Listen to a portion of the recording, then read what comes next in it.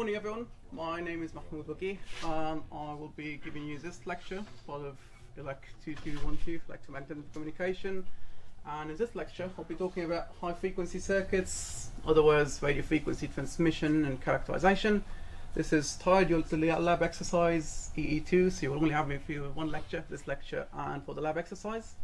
And hopefully this will help you with the lab preparation as well for the exercise we'll be doing in a couple of weeks. So, the module, Electromagnetism for Communication, this lecture is particularly about where does the communication bit comes in. So, what makes high frequency and electromagnetic circuits useful, and it's probably a question you have at this point in the module. And as an electronic engineer, chances are you will get across high frequency circuits at one or other point in your career, even if you don't end up working as a full-time high frequency or RF engineer. Radio frequency circuits and systems are kind of unavoidable in modern day electronics. An example of wired electronics that you see more often is USB. USB operates these days above 20 gigahertz, and at 20 gigahertz you're looking at a very short wavelength of a few centimeters, and at that point circuits are no longer short circuits and wires need to be modeled as transmission lines. Also, if you ever get to designing a wireless system, like take for example Bluetooth or Wi-Fi, you're looking at quite high frequencies. You're looking at 2.4, 5.8 gigahertz, and more generally any communication system operates these days beyond a few hundreds of megahertz. The problem is once we get to these frequencies, components, wires, resistors, capacitors and inductors stop being lumped components. So far you've assumed a resistor, when it says 50 ohms on the label, it's still 50 ohms at all frequencies, but that is not true for high frequency circuits. And kind of a rule of thumb and approximation that most engineers work with is that once you get to a wavelength that is longer than a tenth of the size of your circuit, then that's when components stop being lumped and you need to consider them as high frequency transmission lines. Most RF circuit designers are interested in answering two questions, and those questions are broadly, does my signal get to where it's going without attenuating too much? And the other question is, does my signal get reflected back to the source? And we'll look more at reflections and how to characterize them and why they can be harmful in the near future. So the first thing we have here is a simple Thevenin circuit source, a sinusoidal voltage waveform. It varies in time. We've always modeled it as a voltage form that varies in time. The source has got an equivalent resistance, a Thevenin resistance. In this case we are dealing with impedances because soon we move to complex numbers. So the source has got its own characteristic impedance, usually denoted as Z source, and the load on the other end of the circuit will have its characteristic load impedance. And so far you will usually model the circuit and draw it as a simple net with wires, and the only net in this circuit is the two dots you have that connects the source of signal trace and the ground to your load. However, if we were to operate this circuit at high frequencies, if we were to push that F component in the hundreds of megahertz or the gigahertz range, basically in the region where the wavelength is comparable to the length of the circuit you're working with, we get introduced to a new electronic component, and that electronic component is a transmission line. Transmission line is symbolized here as a rectangle, and it's probably one of the reasons the US resistor model is preferred in AC circuits. Yeah, sorry, question. The whole resistors becoming different resistances, would that be due to the conductor skin effect? It's not to do with conductor skin effect just yet. So this is to do with the actual circuit. So if let's say you have a source like an amplifier or a signal generator, it will have its own characteristic Thevenin equivalent impedance, and that is what ZS is. So resistance and skin effects will come in later, and they mainly contribute to losses, but they are separate from impedance.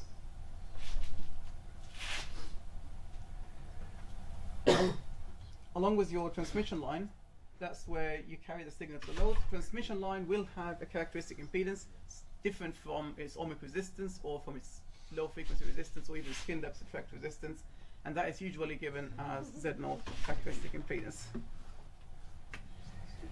Your input signal, your sinusoidal waveform or your cosine wave in this case, is usually varying in time, but it also varies in distance, which we denote as a small z to make it a bit more confusing. The incident wave is a voltage waveform, and once that waveform travels across the transmission line, which you can see in this case is longer than one wavelength, it gets to the load, and if it's not fully absorbed by the load, you would get a reflection, and that reflection is usually referred to as a standing wave. So in other words, if there's any difference between your characteristic impedance of the source ZS your transmission line impedance and your load impedance, then there will be some reflection along the line. You can easily see that that reflection at one point along the distance will add up constructively, and at another point it will add destructively, which is not something we want in a transmission line. So just before we move forward, we recall a basic DC fundamental theorem, and that's the maximum power transfer. When you have a dependent source, that dependent source will have its own characteristic impedance, and then you have a load, you have a current flowing in the circuit, which is given by Ohm's relation, the sum of both resistances, and the power delivered to your load, which you want to maximize relative to how much power you can get out of your circuit, is given by a simple potential divider relation and by the constant current flowing through your circuit. If we do a sweep of the load, if the load values, we'll find that the maximum power is transferred to your load when your source impedance matches your load impedance, and that's when the power you can deliver to the load equals the maximum power which can be extracted from this specific generator. At DC, at low frequencies, we can deal with resistors. We're just happy with the circuit being modeled as a short circuit in here. But as you go in the higher frequency region, those wires stop being lumped, and they will start to have an inductive and a capacitive components to them. The inductance has got its own imaginary impedance given by j omega L. The capacitor will also have its own imaginary impedance, negative 1 over j omega C. And these values, as you can see, they are frequency dependent, and as you go higher in frequencies, they become more and more significant. So when you're dealing with a circuit operating at a few hertz, then these elements are still in there. They're just too small and too insignificant relative to the resistors, which are going to be few orders of magnitude larger. That means at this point we need to consider the imaginary impedances, and we need to control these to ensure that the signal coming out of your source gets to your load in the most effective way. And intuitively, the longer your line is between the source and the load, the more L and C element you have to worry about, the more delay you'll get in your line, and potentially the more reflections you get between the source and the load. Let's look at a practical example just to give you a feel of what it looks like. And here we have a through-hole resistor. It says on the label 47 ohms, and if anyone is feeling pedantic, the colors do not match 47 ohms, so sorry about that. This resistor at DC has got a label which says 47, so it's approximately has got an imaginary component of 0. However, as you go higher in frequency, the nets which connect to the resistor, and across the actual resistor, there's basically inductors and capacitors hiding, which have got usually nanohenry and picofarad values, and this is what the circuit looks like at high frequency. So one thing you will see, the inductors will have an impedance of j omega L, which will increase with frequency and block your signal from passing through, and the capacitors to ground will start to behave as a short circuit by -1 over j omega C, and will direct your signal straight to ground. So that resistor will not be fit for purpose once you move to high frequencies, and you need to consider the parasitic inductance and capacitance of any electronic components. So getting closer to transmission lines, and the most common transmission line by far is the coaxial cable. Coaxial cable carries the signal along its core wire, and it has got a ground surrounding it, and that ground is what offers the capacitance between the inductive wire and the signal trace and the ground plane. So if we were to look at it as a circuit model, the circuit model is going to be a series inductance per unit length, and a parallel capacitance between the signal and the ground trace per unit length. Now, because any real coaxial cable will have its own losses, so there will be another series resistor in here which relates to skin depth effects, and there will also be a parallel resistor going to ground, which is the losses going through the dielectric of the capacitor of the coaxial cable, which is effectively a capacitor. But for the sake of this lecture and for the rest of this module, we're going to assume that the transmission lines are lossless, and we're not going to look at attenuation in more detail. The unit length, delta Z, usually is in millimeters, just because in the megahertz and gigahertz frequencies we're interested in centimeters of wavelength, so a millimeter is a good approximation. But you can go as small as you want, but it will only complicate your analysis more. Transmission lines do not only come as coaxial cables, they're not only intended for very long distance signal transmission. They can be done as wires, as twisted pair wires, which you will find in every single USB cable. They can also be implemented on a PCB using what is called microstrip lines or coplanar waveguides, which are simply PCB traces of controlled widths over a ground plane that helps provide the necessary capacitance to match your impedance.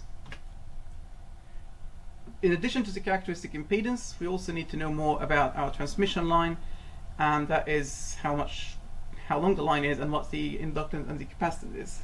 The characteristic impedance just like resistance, it relates voltage to current, which in electromagnetic terms is the electric fields to magnetic fields, and the electric field interacts with capacitances, magnetic field interacts with inductances.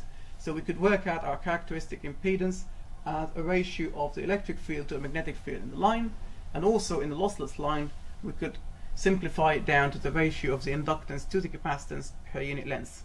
So if any given section of your transmission line, as long as your inductance and capacitance is maintained constant, you will have a constant characteristic impedance Z0 given by square root L over C.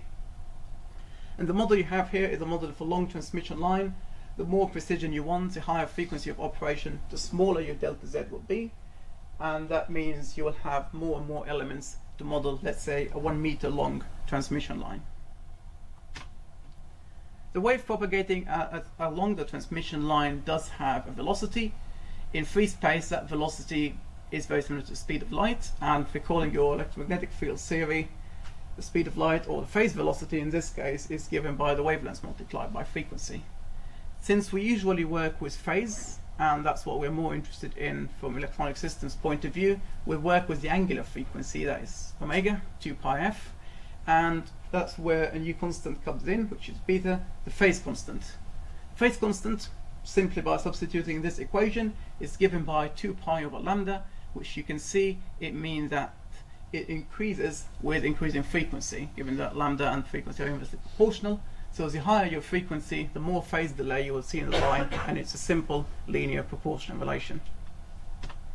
In the lossy line, which we're not going to go in more detail into, the propagation constant, which describes the signal going across the line, is given by alpha, the attenuation constant, a real value, which is the sum of resistances, and beta, which is a complex value coming from the inductance and the capacitance of the line. That beta, as we mentioned, is coming from the inductance and the capacitance, and the propagation of waves generally depends on the permittivity and permeability of the medium it's propagating in. So if, let's say, it's a coaxial cable and you've got a dielectric in that coaxial cable, you need to consider the permittivity epsilon r and mu r of your dielectric. In most real-world systems, though, the relative permeability is going to be very close to 1, because at high frequencies we're not dealing with magnetic materials, we're not interested in magnetic properties, and we'll most likely only look at the relative permittivity. So if we were to assume that relative permeability is 1, then your phase velocity is going to be directly proportional to the inverse square root of your dielectric constant of the material you're propagating in. Looking at this, you can see that a higher relative permittivity will mean that your wave will have a lower phase velocity, which in other words, it will take longer to travel across the same length of transmission line, and the line will appear electrically longer, and that's known as slow wave effect or slow wave propagation. So from the phase delay, you could work out what the permittivity of your material or of your propagation medium is, and you can also work out how long the transmission line is electrically and physically if you know its dielectric properties, which is one of the things you'll be looking at in your lab exercise. At this point, you're probably wondering what characteristic impedance to choose, or how to design a system with a specific characteristic impedance. And the short answer is most likely you are not going to make that decision, because it was made a long time ago. In a coaxial cable, the minimum attenuation occurs at a characteristic impedance around 77 ohms, and this is attributed to a factor of the different resistances, series and parallel. But also a coaxial cable can handle the maximum power before it starts breaking down or the wires start melting, for a characteristic impedance of 30 ohms.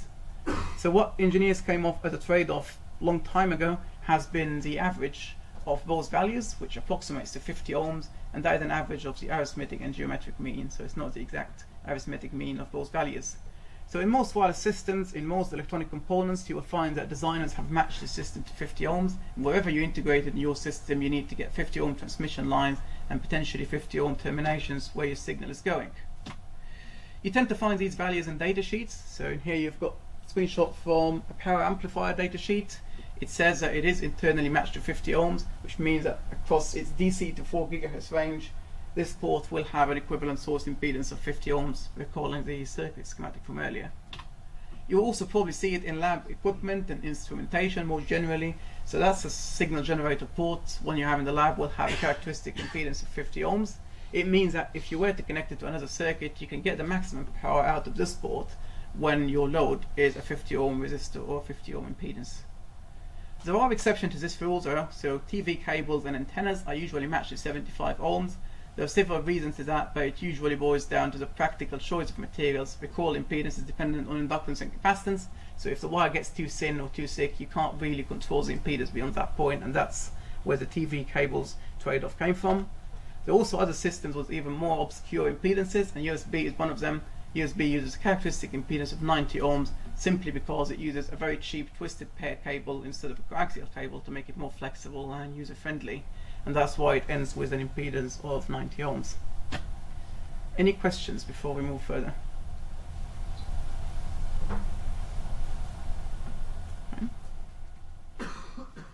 So we've looked at transmission lines from a very basic theoretical point of view, but we now need to describe transmission lines and also other components at high frequencies. Whether it's an inductor, a capacitor, or a more complicated system, we need to use a standardized way to describe these circuits and communicate the information to other engineers, and that is done through the scattering parameters or the S parameters matrix. The S parameter matrix is a matrix of complex numbers, real and imaginary components, but more importantly it translates to magnitude and phase information about the propagation of a specific electromagnetic wave, in other words scattering, through a multiport device or a multiport network. And when I use the word network anywhere in this module or in this lecture, I'm not referring to a wireless network or an internet. I'm referring to an electronic device which has got multiple ports, and it's a much older notation than other networks. The first S parameter we'll be looking at is the reflection coefficient, which is how much of my signal got reflected out of a one-port device. There are several one-port devices. All passives are inherently one-port devices. R, L, and C elements are one-port devices, but there are also functional components which are one-port devices, and a good example of that is an antenna. An antenna will usually have one coaxial input in one end, and in the other end there's nothing, radiates into free space, and that doesn't entirely count as a port in this context. So looking at the more detailed explanation of the reflection coefficient, we've got a signal source. That source, again, is a cosine wave with a specific characteristic impedance, and that source is injecting a wave, primary reference signal that we call A1 as a wave quantity, and we hope that our A1 quantity will get absorbed by our one-port device. Indeed, a big component of that will if the device is matched. However, what will happen in any real-world system is that there will be a reflected quantity, and that reflected quantity is referred to as a secondary wave, B1. The S11 coefficient is the magnitude component, the complex number, is simply the ratio of the voltage reflected B1 to the voltage incident, that is A1. It's a complex number, so there is the imaginary and the phase component, and the phase component is the phase difference between the signal that went into the line and the signal that got reflected back from the transmission line or from your one-port device. The two-port S parameter matrix can also be expanded from the one-port device. So in here we've got the same circuit, we've got the same source, but what I've added is a load on the other end, and that means the device has got two ports. Again, we're interested in the magnitude and phase information through the device, and two-port devices are the most common and by far the most useful. All cables, transmission lines are two-port devices, but you can also have more complex functionalities like filters, which block certain frequencies, attenuators, which reduce the amplitude over the entire range, or amplifiers, which without them we wouldn't have wireless communications. We've got the S11 coefficient, we've got the incident and reflected waves, but we've got the second port where there is the transmitted wave, which gives us the forward transmission coefficient, also known as the S21. And the magnitude of the S21 is given by the secondary wave quantity B at port 2, hence B2, divided by A1, the incident wave quantity coming from port 1. The phase difference, or the phase of the S21 component of the matrix, is very similarly the difference between the wave quantity B2 at port 2 and the wave quantity at A1. And this is particularly important in two-port devices because assume you're doing high-frequency signaling between 2 points in your circuit. You want your signals to arrive at the same time, otherwise you'll have difficulty decoding your information.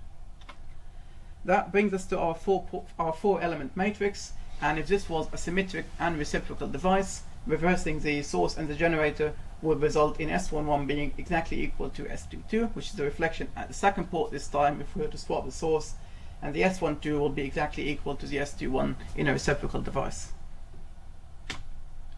So S parameters describe how the signal propagates, but you could also extract information about the impedance of your system from the S parameters.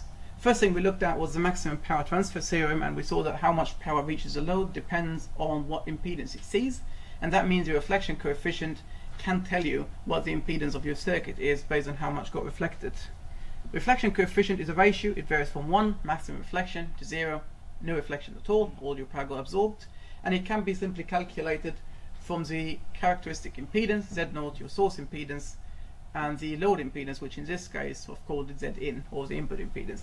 And the reason we're calling it Zin in this context is that it's the input impedance looking into the load from the source point of view. So if you were to move your source to a different point in the transmission line, it will see a different impedance because of the wave time delay and the phase difference. Usually these values change quite significantly in orders of 10, so we express the S parameters in a logarithmic scale in dB, and because as engineers we're interested in power ratio more than a voltage ratio, so we tend to square the reflection coefficient. Yep. Sorry, I just mainly have this. What is the subscript double warming? That refers to port 1 to port 1? Yeah, that is a reflection on port 1, so it's the S11. First term is usually the secondary quantity, the B term, and the second one is the A term.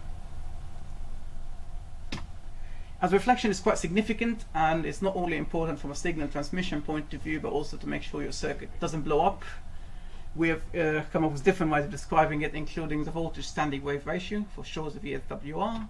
The SWR is the ratio of the maximum voltage amplitude on a transmission line to the minimum voltage amplitude on that transmission line.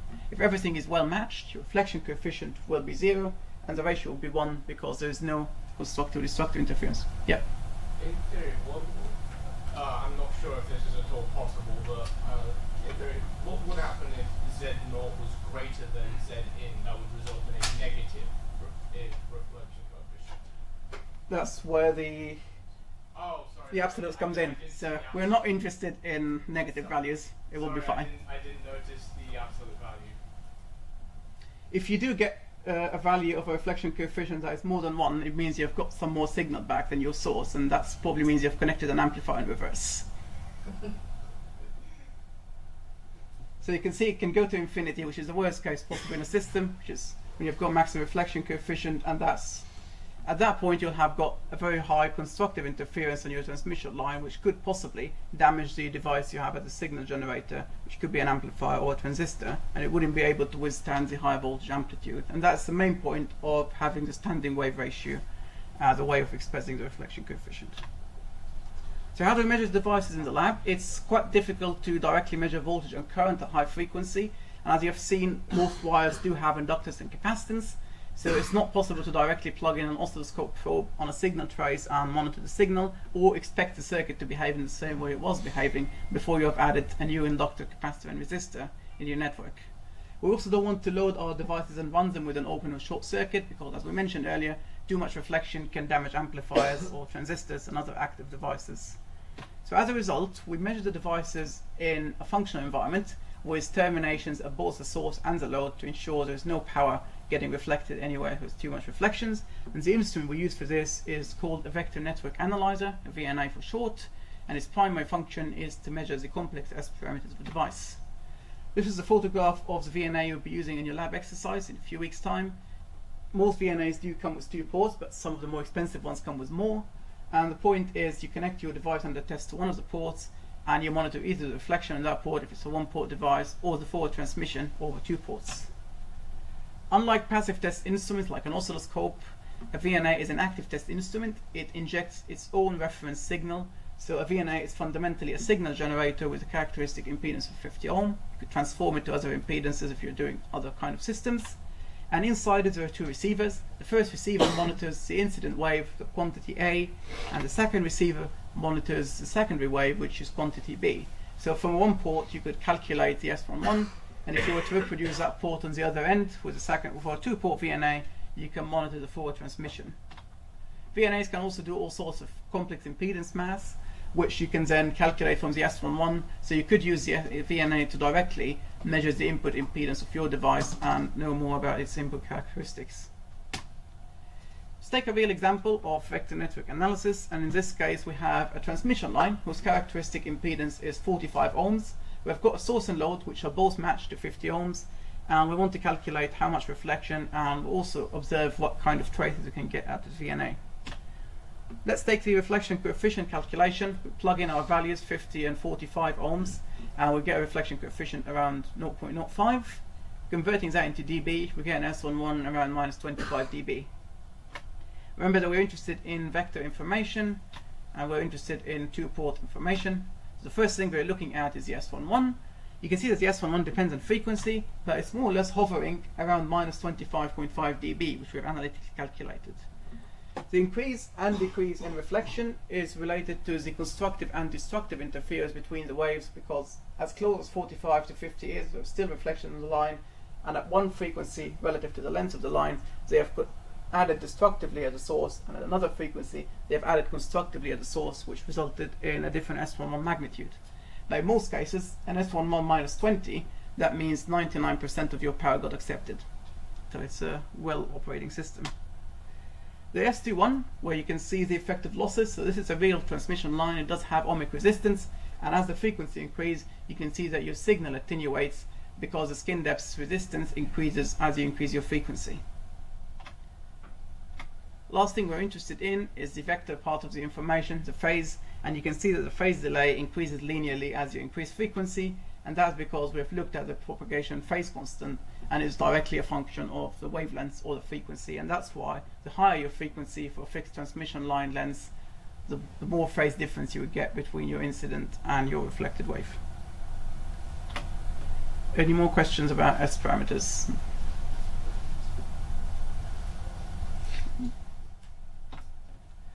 So we've seen that we can have infinity values. If we have an open circuit, the resistance is infinity, and we're interested in that. We can have short circuits, that's 0. We also have real and imaginary data that we need to plot, and we also need to be able to calculate complex numbers in order to calculate the reflection coefficient. Now I know MATLAB will do a good job at all of these, but trying to visualize it in a single plot is going to be quite difficult, and that is exactly what the Smith chart is for. The Smith chart is a complex impedance plot, and it does look quite intimidating to start with. And the job of the Smith chart is primarily to plot complex impedances on a single graph without having to use multiple axes, and also to be able to calculate wavelengths, length of transmission lines, and the reflection coefficient, which we will be going through to do in the rest of the lecture. The characteristic impedance is normalized to is what we normalize the Smith chart to. So at the center of the Smith chart there's a 1, which is an input impedance that is equal to your normalization impedance. So if it's 50, then that red dot will have a characteristic impedance of 50. And anywhere along the x-axis or the horizontal line of your Smith chart, because it doesn't really behave as an x-axis, is the real impedance scale. Starts from a short circuit at the left and goes all the way to an open circuit to the right. It's a logarithmic curve, so it can fit very high impedance values. The imaginary values come in from the rest of the circle, with the bottom half of your Smith chart is your negative capacitances, your negative impedances, and the top part is the inductance or the positive reactances.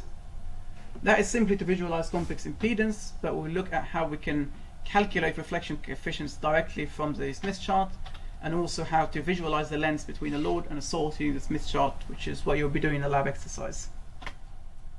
Let's look more closely at the real impedance plot. So anywhere along this line has got a fixed real impedance, 0 being your short circuit condition, and your infinity open circuit condition goes to right to the edge of the circle.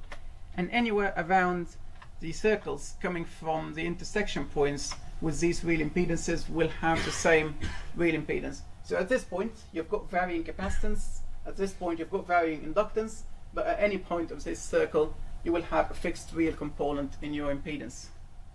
You're probably wondering by now, when you go to the open circuit point, all 5 lines are overlapping, and it's extremely difficult to work out whether your impedance is 50 times, your real impedance is 50 times Z or naught, or 0.1 times Z naught. And the short answer to this problem is we don't care. At this point, your imaginary component has been very large, and you'll see that in the next slide. So your load is very, very far from being impedance matched, and the real impedance is not your concern at this point. It's a very high imaginary impedance that you need to worry about. Let's look at the imaginary impedance. On the outer axis of the Smith chart, we've got the numbers which describes the imaginary impedance. Again, starting from a short circuit, 0 imaginary component, going all the way to a very large imaginary component. around the Smith chart near the open circuit end, and anywhere along the radial lines on the Smith chart will have a constant imaginary impedance. So remember, we looked at the circles, which each one of them has got a fixed real impedance, but if you travel along the axial curve of the Smith chart, you will maintain the same imaginary components regardless of how varying your real component will be, which is usually referred to as R. The same goes for the bottom half of the Smith chart. The only difference is that the sign becomes different, it becomes a negative value, and it indicates that your device at this point is behaving in a capacitive way. Let's take a real example, and in this case we have a simple circuit, a 50 ohm source, a variable load and an inductor. R is a resistor, in this case an ideal resistor which doesn't have any parasitics, and L will have a frequency dependent component, so we expect any variation around the Smith chart to be introduced from the frequency component in L. In here we've got the plot for different real impedances, and you can see that because the real component is fixed but the imaginary impedance is varying because of the frequency dependence and the inductance, you've got a rotation around intersecting with the different radial axes, but you're always on the same circle, which means you've got the same real impedance across all cases. Now, no plot is perfect, not even the Smith chart, and it's extremely difficult for now to tell which point is which based on frequency. So if I tell you the frequency range, we can't point which point works at which frequency, and you can't read it at different frequencies. And that's because the Smith chart doesn't have a frequency x-axis or a dependent axis on the Smith chart.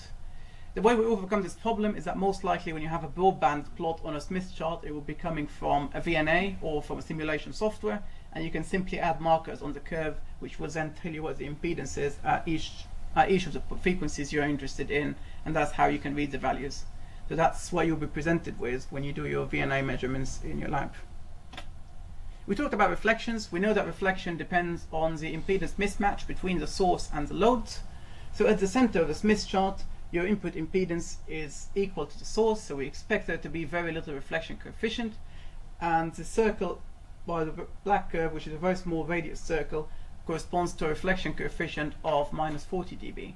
The further you go away from your center of your Smith chart, the more impedance mismatch you have and the higher reflection you would get. So for example, moving to the blue line, that's a minus 20, so 99% accepted power, still a very good case. The brown line, you move to minus 10 dB reflection coefficient, 90% of the power getting accepted.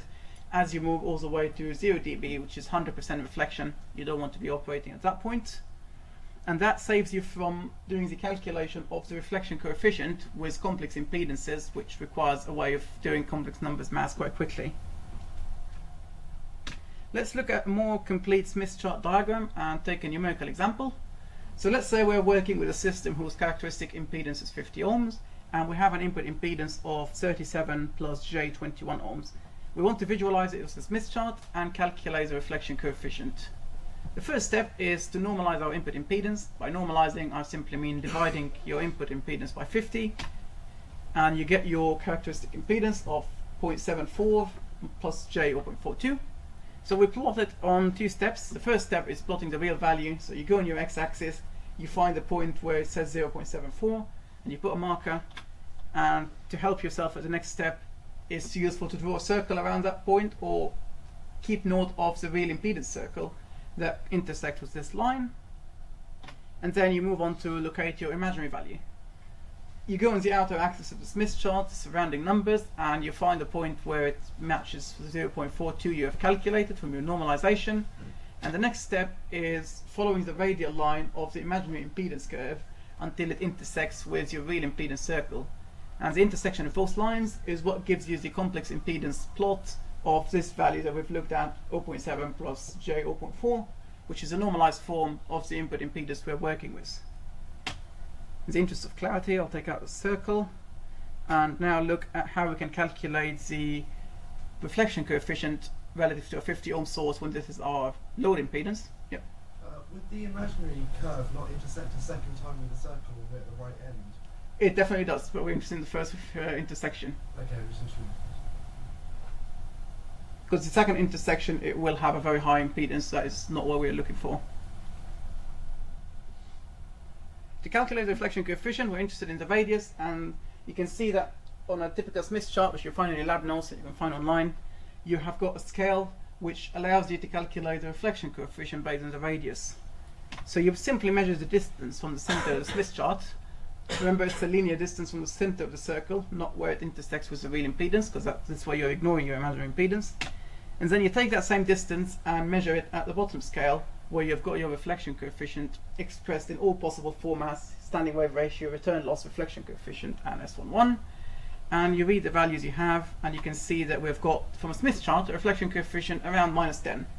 It's quite rough. I've used very thick markers. It's not going to be any more precise than this.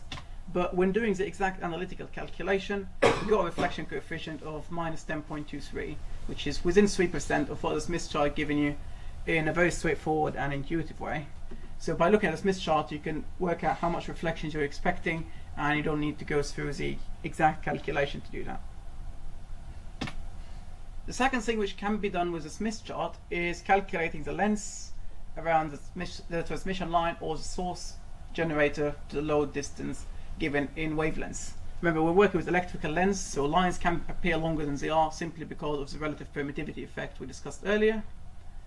The numbers on the outside of the Smith chart are the ratio of wavelengths around the Smith chart and around your transmission line. So 0.02 means 0.02 multiplied by lambda at this point in the circuit is the distance between the source and your loads. And going around the Smith chart in more rotations basically means it's the number of wavelengths traveled towards the generator, because we usually go around the Smith chart in a clockwise. This is very useful when you're measuring lumped components, resistors, inductors, and capacitors, simply because you can't physically connect a lumped component to the VNA without having some form of feeding line, whether that's the coaxial cable or a PCB transmission line. Normally you want to characterize the actual device, so you need to work out the length of your transmission line and take it out of your measurement to know what exactly is the impedance you're looking at. Let's take a real numerical example to visualize it. We've got a 50 ohm source, we've got our 1 nanohenry inductor as a load, and we're operating this circuit at 1 gigahertz, and there's some transmission line perfectly matched to 50 between the source and the load, and we want to find out the electrical length of this transmission line. The source has measured an input impedance of 64 ohms, imaginary components, so J64, and we know that our inductor is 1 nanohenry, and we want to find the electrical length. We get our Smith chart, and the first step is to calculate the input impedance of the inductor. We know that the inductor is 6.3J, but we are seeing a 64J, and that is coming from the length of our transmission line. So we need to plot those values. We plot our load impedance, which is our 6.3 ohm, the actual inductor we're interested in, and then we plot the input impedance on the Smith chart, and that is the 64 ohms. Before we plot them, we need to normalize it, otherwise everything will end up going to the open circuit path. So remember the normalization stage.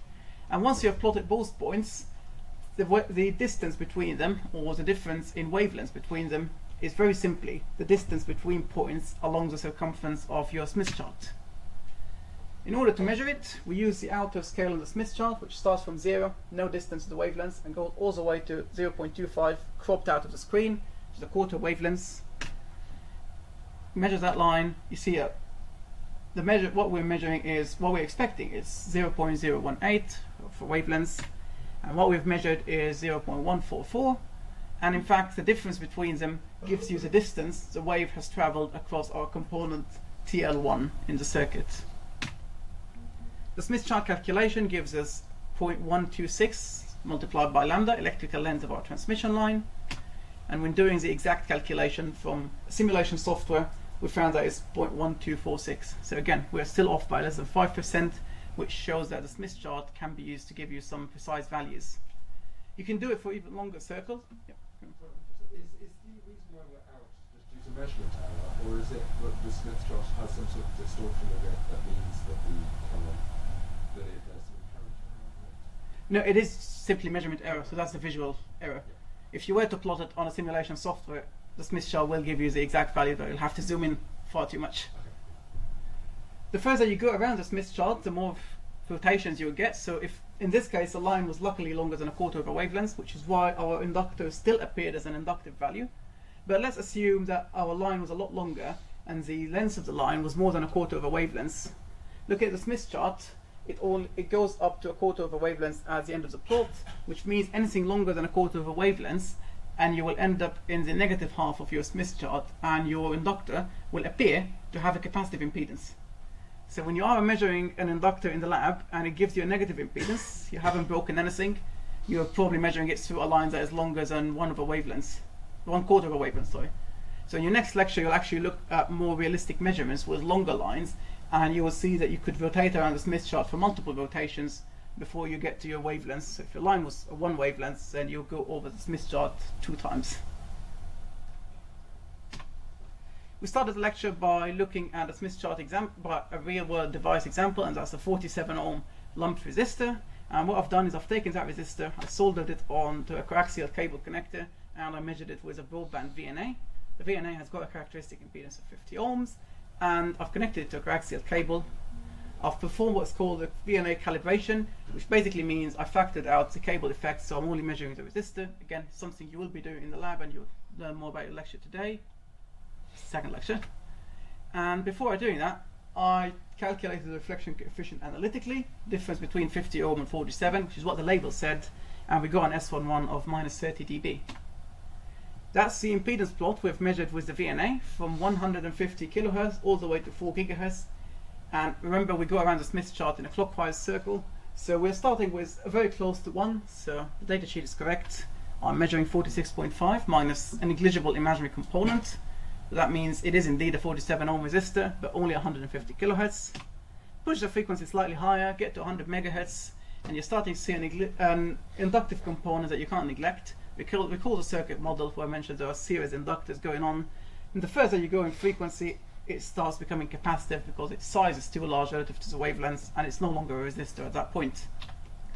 Looking at the magnitude of the S11, at 150 kilohertz, it's minus 30 dB. It's very close to the calculated values, which is great. But as you go higher, you can't expect this device to behave as a resistor. And what you need to do instead is go and buy a resistor that is specified for 4 gigahertz. So summarizing what I've talked about, at high frequencies, what you need to remember is that wires are not short circuits. They have inductance, they have capacitance, and for them to carry signals effectively, you need impedance controlled transmission lines. Otherwise, your signals get to stay at their source and will get reflected. Devices at high frequencies, we characterize them usually in frequency domain using S parameters to know the magnitude and phase of reflection around them.